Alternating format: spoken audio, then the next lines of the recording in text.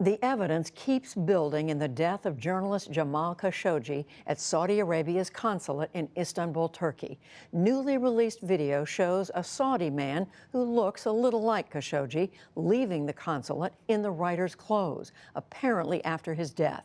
Foreign Affairs correspondent Nick Schifrin begins our coverage.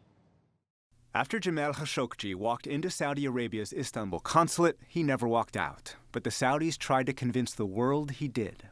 Today, Turkish officials leaked to CNN video of Saudi official Mustafa al-Madani, wearing plaid and jeans, walking into the consulate 2 hours before Khashoggi.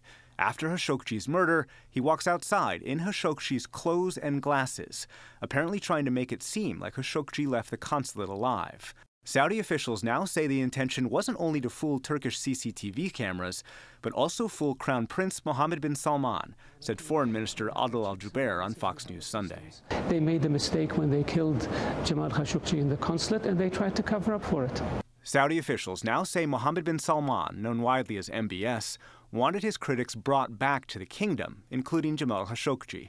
So a group of 15 Saudis flew to Istanbul for rendition, but not murder. This was an operation that was a rogue operation. This was an operation where individuals ended up exceeding the authorities and responsibilities they had. A Saudi official said the team confronted Khashoggi, but he refused to comply, and there was, quote, a quarrel and an altercation.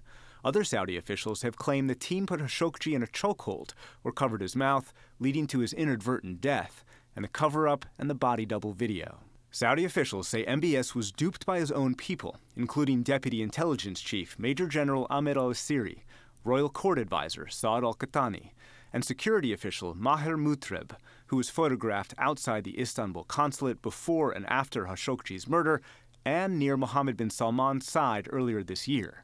But Al-Jubeir said all of that proves no connection to MBS. There weren't people closely tied to him who were involved in this operation. There were pictures of some security officers who may have been part of his security detail from time to time, but this is normal. Turkish officials have kept up pressure by releasing the hit squad's names and passports, men identified by Saudi experts as royal guards, special forces, intelligence, and Air Force officers. And Turkish officials say after the murder, the Saudis called MBS's private office and his brother, the Saudi ambassador to the U.S. It's inconceivable that Mohammed bin Salman didn't know, said longtime Saudi defender, Republican Senator Lindsey Graham. I find it impossible to believe that the Crown Prince was not involved. So go after him and his inner circle, save the alliance. I don't mind military sales, but I cannot do business with the current leadership, MBS. He's done to me. Senate Foreign Relations Chairman Bob Corker spoke on CNN. I don't think anybody believes that story. I can understand the president wanting to keep open channels, but I think those of us who want to speak directly to this know that it's just not credible. The international reaction is equally withering. German Chancellor Angela Merkel called for suspending Saudi arms sales. There is an urgent need to clarify what happened. We are far from this having been cleared up and those responsible held to account. After initially calling Saudi Arabia's story credible, today President Trump said he wasn't satisfied and was waiting for a U.S. intelligence team to investigate. They're coming back tonight, tomorrow, and I will know very soon. And I am not satisfied with what I've heard. But in Riyadh today, Treasury Secretary Steve Mnuchin met MBS.